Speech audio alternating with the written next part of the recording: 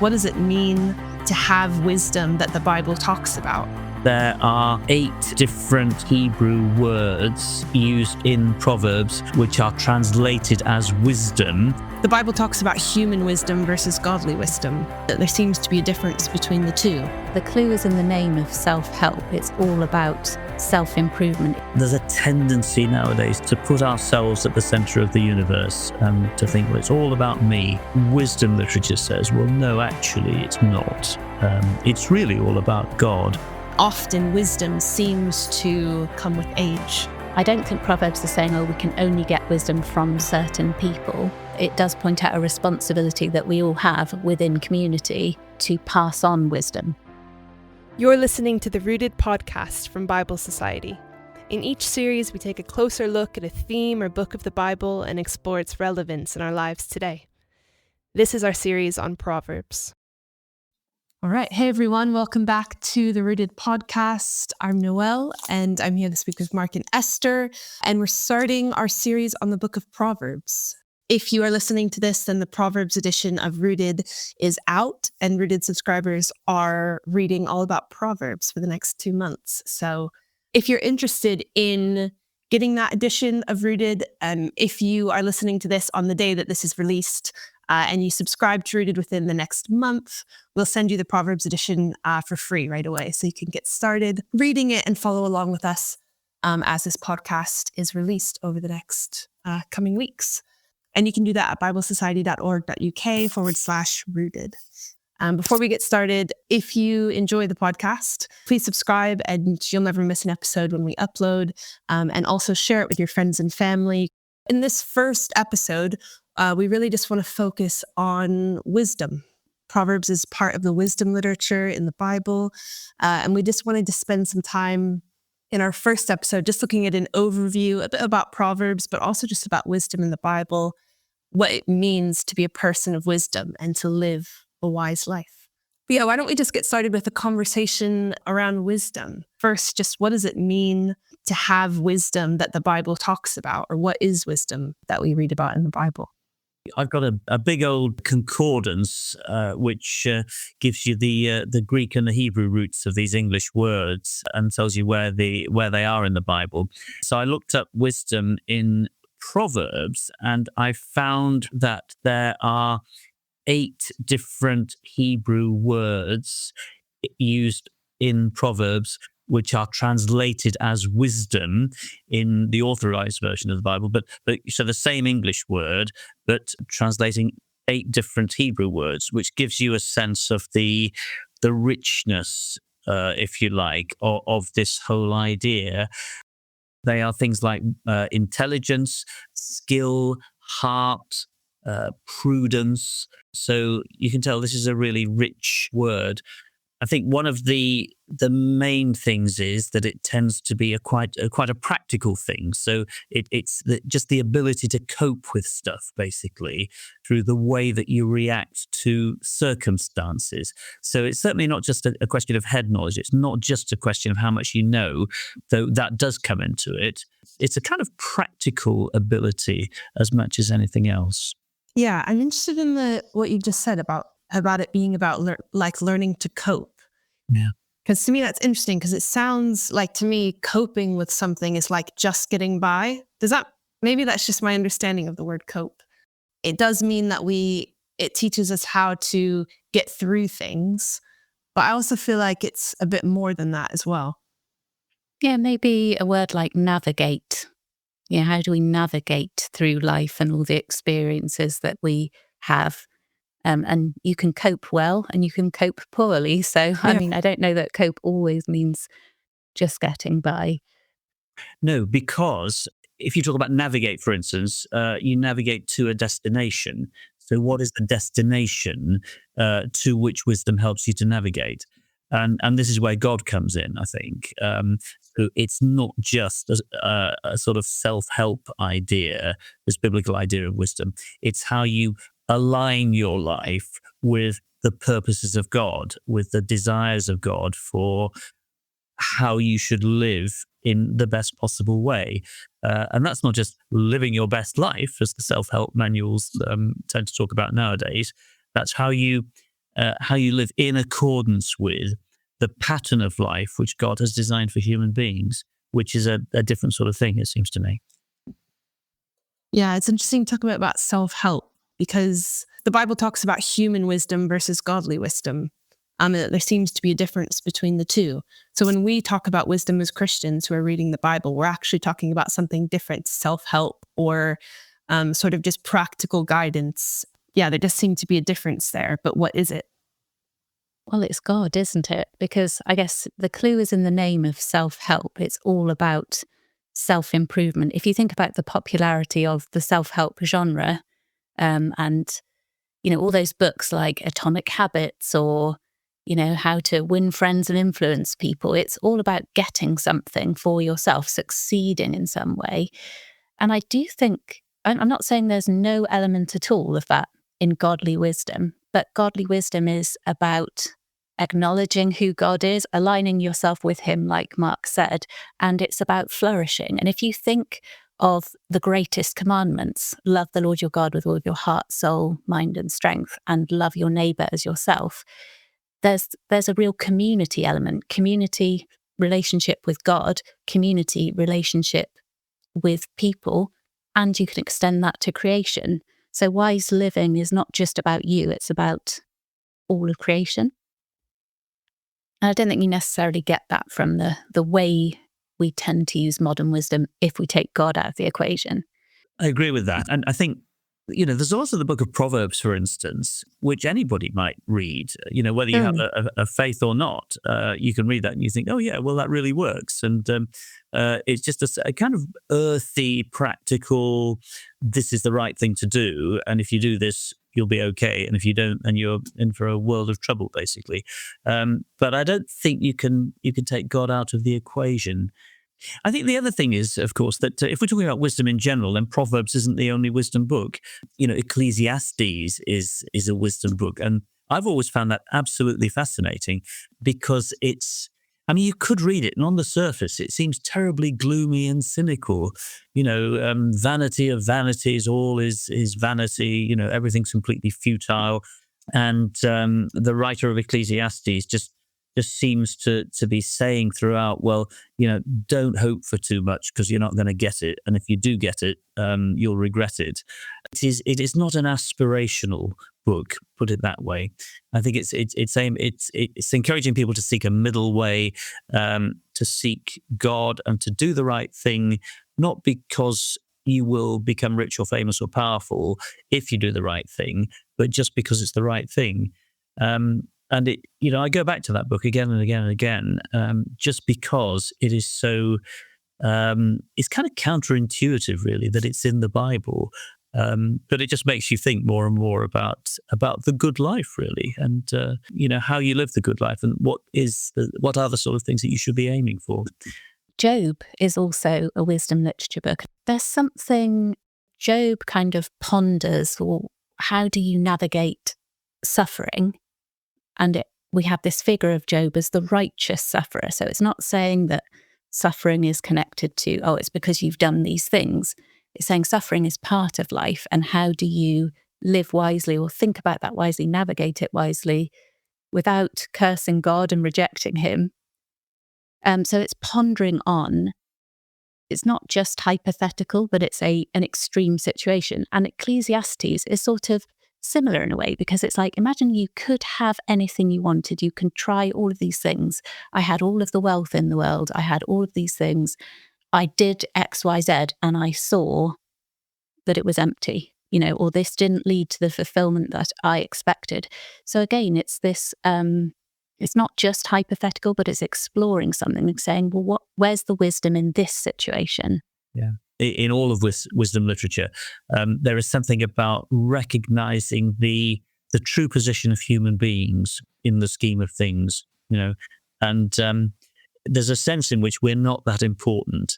There's a tendency nowadays to put ourselves at the center of the universe and to think, well, it's all about me.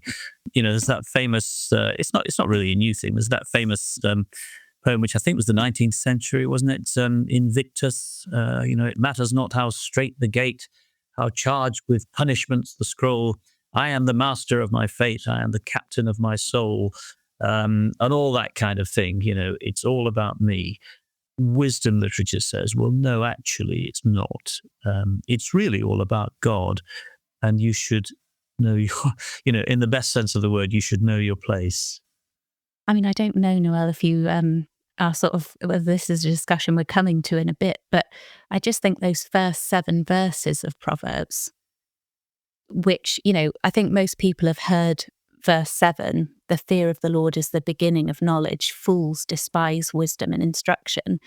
That kind of comes off the back of, actually quite a descriptive piece. Gets at what you were saying, Mark, about the richness of the meaning of the word wisdom, because it talks about wisdom, instruction, understanding, insight. But the beginning of it, so it's not just that it's all about God, but God is the beginning of knowledge. Yeah. If you think of God as creator, going back to that most basic point, he created everything. He created us. He created the world. So the knowledge of how to flourish within that environment and as what we've been created to be is with him. It starts with him. We also see in verse 1 that at least some of the Proverbs that were written in this book were written by Solomon. Well, the way that these Proverbs are written seem as if they're written to someone older, to someone younger. And often wisdom seems to come in that way, that it seems to come with age. But I wonder a bit what you guys think about that. Do you think that that wisdom is something that we can only have when we're older? Because these Proverbs do seem to be an older person trying to help a younger person to have wisdom before they get old. But I guess there's a part of me that wonders if that's actually possible, or if you learn wisdom through experience. So I do think that is part of it. But the mention of Solomon, obviously we've got this idea of it. Some of Proverbs is phrased like a father sharing wise instruction for his sons, his children. But Solomon also, if you read about him elsewhere in the Bible, he's meant to be this wisest, the wisest man of his day, and it's God-given wisdom. So there's a kind of authority, like this is the wisdom of Solomon. It's not just the wisdom of any old person. He has a kind of special status within like biblical literature, doesn't he, as of being incredibly wise. There's also, he was a king. So there's a sort of hierarchy in here as well. If you're maybe at the top of a society and you're responsible for governing and leading a nation, you're meant to do that wisely. And in Solomon's day, Israel was very successful, wasn't it? Implied in here, there's quite a lot of authority that this comes from Solomon. But I do agree, I don't think Proverbs is saying, we can only get wisdom from certain people. And I think it does point out a responsibility that we all have within community to pass on wisdom and what we've learned by experience. I think it comes back to some of the different meanings of wisdom, actually, as well. Some of it's practical, some of it's more sort of head knowledge and that sort of thing. And it just made me think of a time when I was a minister in a small village church in the Midlands. And so I would have been in my early 40s, and I had spent an embarrassingly long period in theological education and ministry and things like that. So I had my head sort of stuffed full of theology and Bible knowledge. But as I look back at that time, the thing that I remember most warmly is an afternoon Bible study that we did. Attended mainly by older women, much older than me at the time. And I always came away from that thinking, I know absolutely nothing, because we'd be looking at a Bible text, and just because of the length of sort of life experience they'd had, and many of them, the length of just reading these Bible stories and hearing sermons about them and trying to apply them and everything. I really felt quite humbled at the insights that they were bringing that I could not have brought because I just didn't know enough. I had stuff full of Greek and stuff. But, in terms of other kinds of wisdom, they just had more than me. I love that actually in, those early verses of Proverbs chapter 1, where it says, let them hear and increase in learning. The one who understands, let them obtain guidance to understand. So I love the fact that wisdom isn't presented as this finite thing that you've got it. You've either got it or you haven't. It's a lifelong journey of gaining it. And we should, if we're wise, part of being wise is our ability to listen to other people who do know more than us or may be much more knowledgeable in a certain area and take that on board.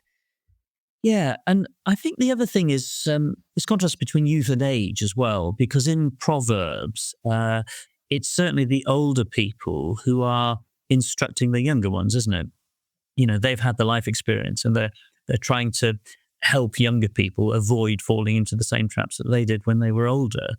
And I think this is one of the cases where we run up against the differences between the ancient world and the world of today. And the questions that were being asked in each generation were pretty much the same. And so the younger people could learn from the older people, and probably the younger people had very little to teach the older people. And so there was that relationship. And now it's kind of different. I mean, I think those of us who are, I'm the oldest person in the room here, and I'm very conscious that I don't know things that younger people know. And my parents, even older than me, obviously. So my dad's 92 at the time of recording. And, he relies on me for technical support for, the iPad and the computer and things like that. And so there's a different relationship in some ways between age and youth. So that I think that can probably make it a bit harder for younger people to accept teaching in some ways from older people. I don't know. What do you think? Well, but do you think there's a difference between knowing how to use a tool? Because I see technology as a tool primarily, and it can be used well, it can be used very badly for bad ends. So I wouldn't necessarily say, oh, I'm wise in technology. Do you see what, I might know how to use technology, but applying wisdom as I use a tool, I don't know that they're completely synonymous. So just like I would, my parents have taught me all kinds of things, like how to cook. My dad has tried to teach me how to garden and do DIY, and I don't seem to be able to retain that knowledge very well. But those are sort of tools that they're trying to give me. And then I can use them wisely. I can cook healthy food. I can fix things that are broken, whatever. I might have a tool that they don't have in my toolbox. I can use technology that they can't. But once they've learned that tool, if it's useful to them, I think wisdom comes in then. I don't know if that's a worthwhile distinction. I think I've got so much to learn from older people. And one thing that I find, anytime that I really sit down and ask good questions and listen and get to know older people and ask them for advice, just what comes home to me is like they have been through what I'm going through, probably. Maybe not in exactly the same way, but just because they're older doesn't mean that they lived in a different world and humanity was different when they were young. I think humanity... And when you go back and read ancient writings, you talked about people wrestling with similar questions. Well, they really were. They had the same kind of struggles that we have. They weren't so different. It's not. I think that's what's always surprises me and then opens my ears to hear, well, actually, how can they then speak into my life today? Yeah. I think too, the thing I think about is like you can tell a young person, as an older person can tell a young person something that is wise, but they're not necessarily going to follow it. But you can tell them all the wise things you want. Like an 18-year-old can read Proverbs, but that doesn't necessarily make them wise. So the passing on of wisdom, like I get it, but it has to be something more than you just verbally tell someone what is the wise thing to do, because I don't think that makes people wise. So it's something more. It's something about like Because you can have all of that knowledge about wisdom, but if wisdom is almost you being able to actually use it, like being able to apply all of that good stuff, that is wisdom. But it must be learned in a different way, if that makes sense. So it probably has to be modeled, doesn't it? You have to see it being used around you. So was it, Esther? I can't remember. Somebody was talking about community. And so you see it being applied in community.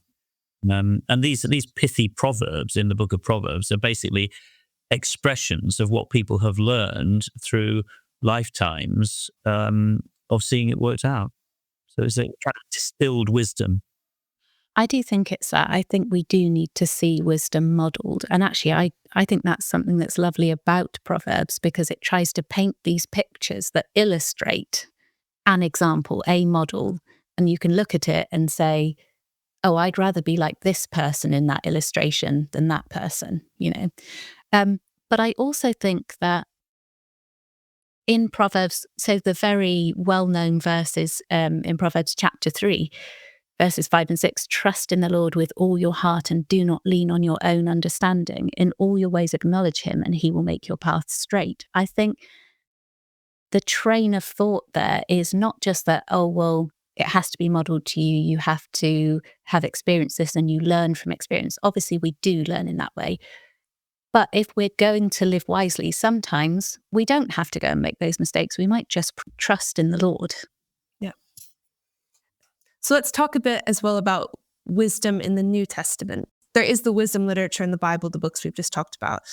But actually, the whole Bible really is a book that is pointing us towards wisdom. And there's lots in the New Testament about wisdom as well. I think wisdom in the New Testament appears in different ways. And sometimes it is this wisdom in the standard sense of the word. So a wise person is somebody who just knows stuff. That's the origin, incidentally, of our word wisdom. Wis is an old Germanic word meaning, to know. So a wise person is somebody who knows stuff. And Jesus knows stuff. Jesus is a wisdom teacher.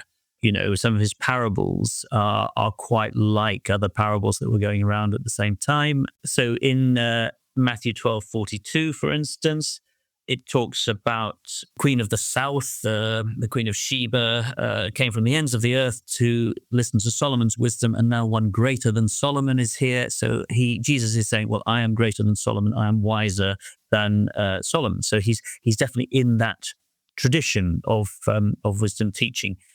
Sometimes wisdom is personified. So wisdom is almost a person. And that's also there in the New Testament. For instance, in Matthew 11, Jesus says that wisdom is vindicated by her children. So he is imagining wisdom as a woman. Her children are those who sort of follow her, follow wisdom, sort of inherit wisdom. And by the way they live, they show the truth of the teachings of wisdom. The other place where wisdom appears, and it's not actually mentioned, but the other place where wisdom appears is in the prologue to John's Gospel, so John chapter 1. And the word used there is logos. So in the beginning was the Word, the logos of God. The Word was with God. The Word was God. And that relates to a Jewish idea of the time, which was all about wisdom. And again, this is a sort of personification of wisdom. So wisdom is a sort of creative agent of God. God creates the world through his wisdom. But John's Gospel goes one further, because John's Gospel says, in the beginning was the Word, was the Logos, was the wisdom, and the Word was God. So it's identifying Jesus as the wisdom of God, but also as God himself. So that goes one stage further than any of the Jewish thinkers at the time had ever imagined, basically. And wisdom became flesh. The Word became flesh. The Logos became flesh. So there's the incarnation of Jesus.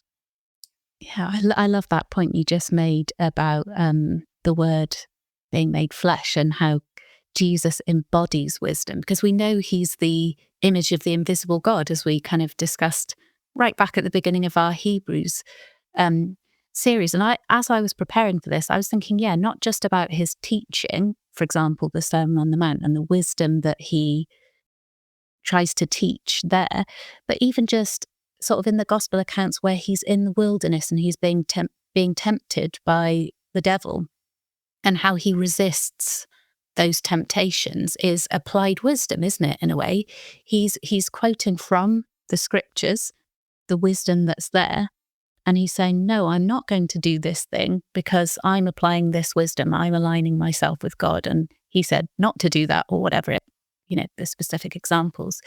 So he embodies it in more than just what he taught, but it's how he lived. And we were talking earlier about modeling. Well, he models wisdom to his disciples, doesn't he? And he's hoping that they will then model that to the people that come after. So it's not just about sharing the gospel, but it is about embodying, living a godly life. I like too that I think it's in 1 Corinthians 1:30 as well. It says that God has been made wisdom for us. I'll read it actually. But by his doing, you are in Christ Jesus, who became to us wisdom from God, and righteousness and sanctification and redemption.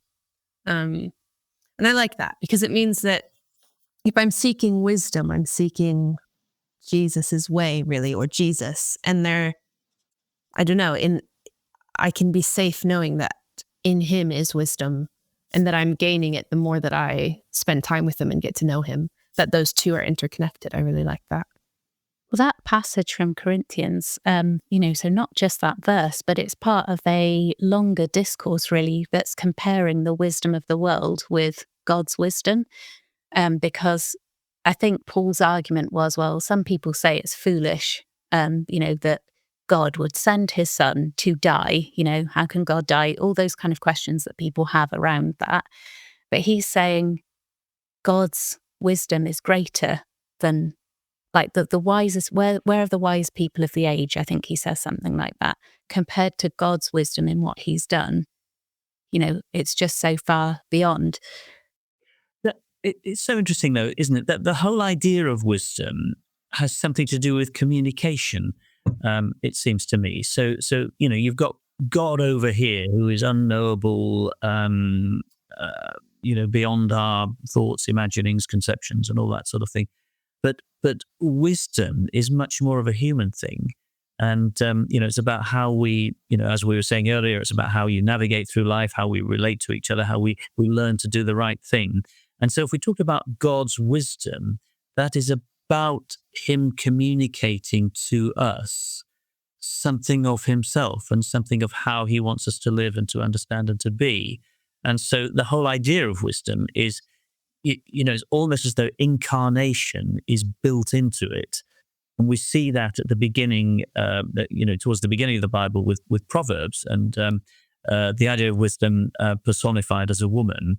And then we see it in its actuality in Jesus, where he is actually incarnated. So that the whole idea from the beginning of talking about wisdom in the Bible is about God communicating himself.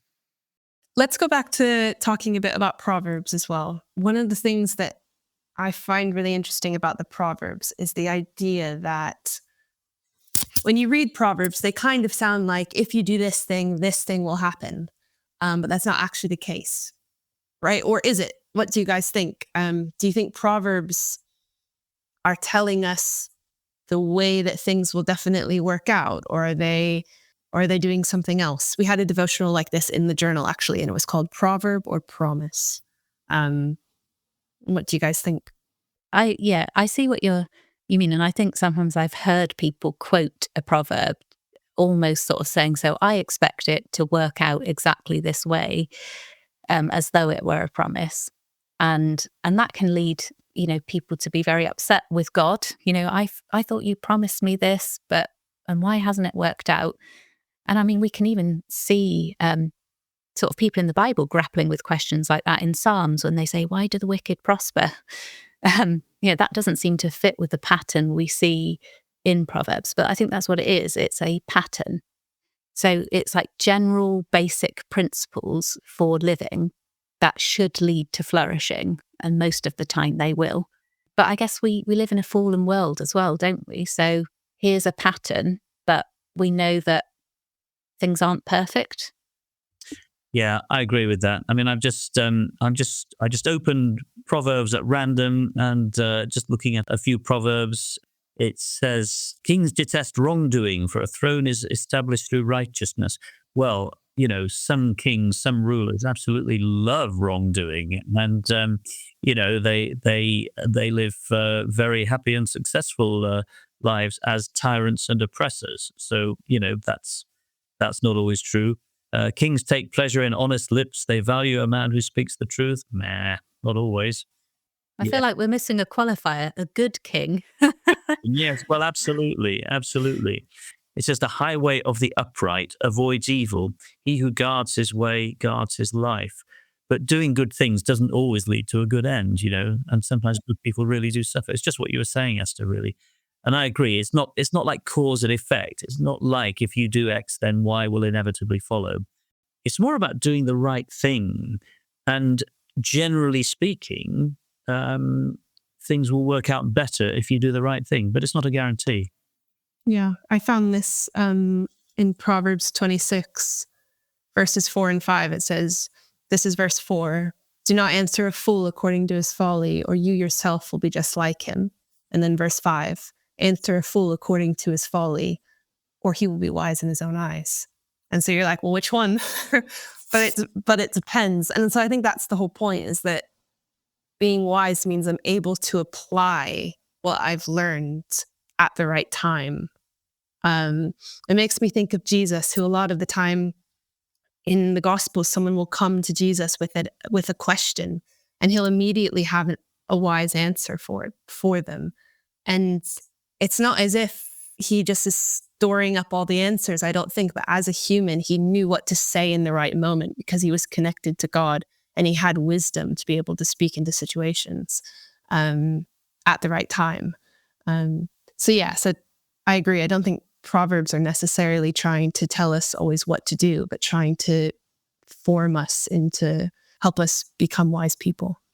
I love that idea of forming us into wise people, because if you focus always on the outcome and you feel that the outcome of you doing something that was biblically wise was disappointing, then obviously that leads to discouragement. But if we focus on God, that Proverbs 1 verse 7, "The fear of the Lord is the beginning of knowledge." Well, so the way that we've translated that word fear, it's meant, I think the original meaning is something like reverence and awe for who God is. So everything, he's your orientation point.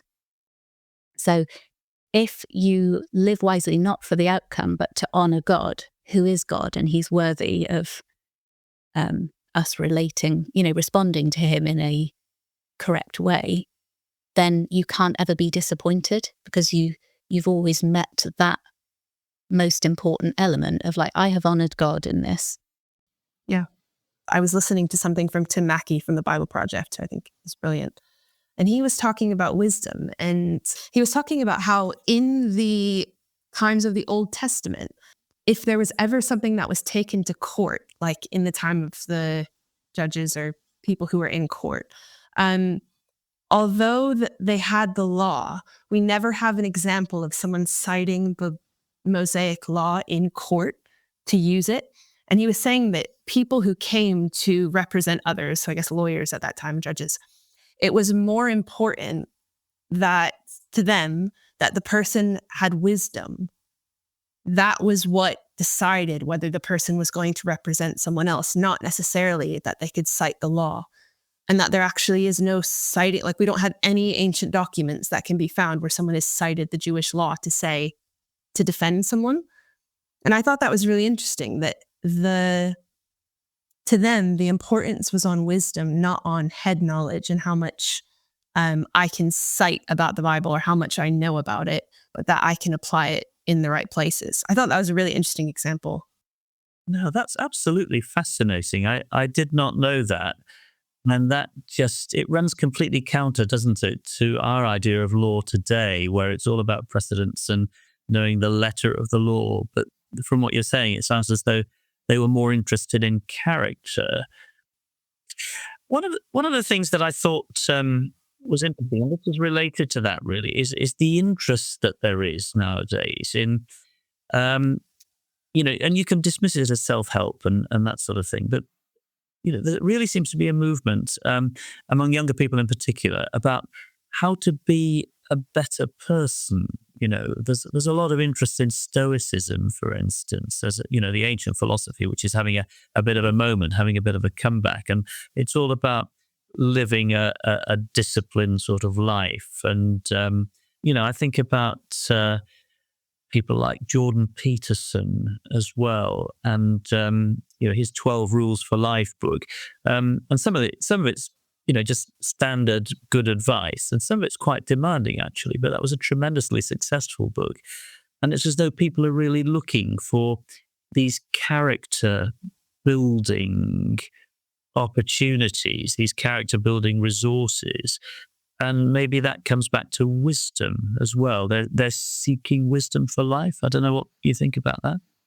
Yeah, I think so. It reminds me of something that my husband says. We work with youth in our church, and my husband is the youth leader at our church.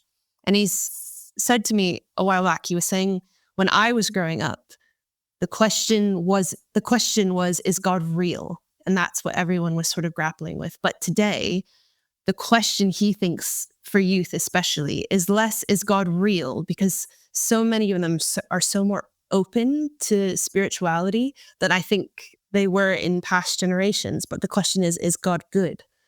And that's what they want to be convinced of. Like, is this authentic? Is this good? Is this real? Like, should I really follow this? And I think that's sort of what you're getting at a bit, is like people want to grow in maybe having 12 rules for life because they want like something that is good and they want to be upstanding citizens. And I think that has become more of a thing of like living an authentic life where you're really kind to the planet and you stick up for people who are being marginalized in society, and you fight for social rights and things like that. I think that's become so much more thing in this generation that people are interested in. I see that. And I think though, so as Christians, we have a really encouraging message, whether people are ready to hear it now or whether it maybe will come later. So I think there's lots of good that can come from this pursuit of being responsible, being a better person. I guess that's the way you put it, Mark. But if you only have that, it can lead to sort of, a kind of legalism. It's exhausting. If you think that you have to be a better person and the goal is like, well, I've been perfect in all these ways because I wanted to be successful, I wanted to have all these things. I think we can see from the Bible story, the big story of the Bible, that if it's just about being a good person, we will fall short or we will burn out. So what is the Christian message to people that have tried this? They're trying Stoicism right now. They're completely diving into it. They're trying to be wise in every situation. Whatever their goal, their real motivation is underpinning that, aside from just being a good person. There's a message that, yes, we can't be perfect. But we have someone who covers that for us, who saves us and forgives us. There's self-help that's very spiritual, and it's, it's about finding peace and harmony and all of that. I think you find that ultimately in Jesus too. There's a lot of self-help that's about being successful, about living longer, being wealthy, healthy, and all of that. But all of them kind of are missing something without Christ. And I think we have such an encouraging message beyond what is promised in a lot of self-help stuff. And I guess this is where we come back to Proverbs, isn't it? Because as we were saying at the beginning, it's not just about self-help, it's also about God. So that'll be the end of our conversation for this episode. Thanks, Mark, and thanks, Esther. We will be back next week with another episode, and we're going to look more at this topic of wisdom. And if you love the podcast, please make sure to subscribe so that you don't miss an episode. And you can leave us a review or rating, share it with your friends, and we would love that. If you have any questions, you can send them in to biblesociety.org.uk/rooted questions. And thank you so much for listening, and we will see you next week. Thanks for listening to this episode of the Rooted podcast. To find out more about Bible Society's mission to invite people to discover the Bible for themselves in England, Wales, and around the world, visit biblesociety.org.uk.